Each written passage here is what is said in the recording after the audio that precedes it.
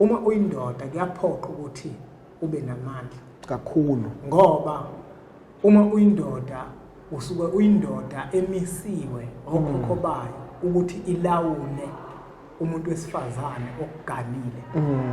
Ngeke umlawule umuntu wesifazane kuhlula ngamandla. Awungeke khehle. Umsebenzi wendoda ukuthi imlawule umuntu wesifazane. Nani bantu besifazane eningafuni ukulawula amadoda iyeke indoda. Uma umuntu wesifazane oqotho kufanele ube nothando lokulawula indoda. Kodwa uma ungekho oqotho kokuphatha kabi ukulawula indoda. Umuntu wesifazane ubuswa umthetho wendoda. Indoda iyefana noNkulunkulu kumuntu wesifazane. Umthetho ulalelayo akuwona wabangani bakho. Kodwa ulalela umthetho wendoda yakho. Lento yenu bantu besifazane ukulalela kakhulu abangani benu nilawule imithetho abangani benu.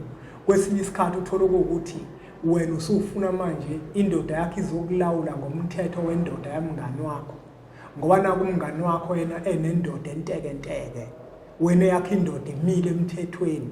Ubuza indoda yakho ukuthi nangu nje usibanibani indoda yakho iyamvumela ukwenza ukuthi ayifuneki leyo nto. Wena umthetho okubusayo umthetho wendoda yakho.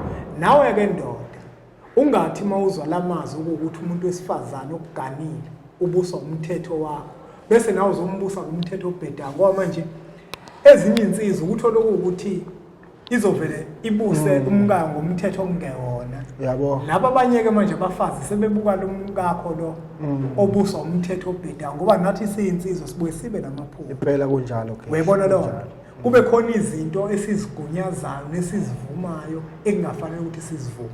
Ukuze kukwazi ukulawula nokushaya umthetho uzwakala uyadinga ukuthi ube namandla.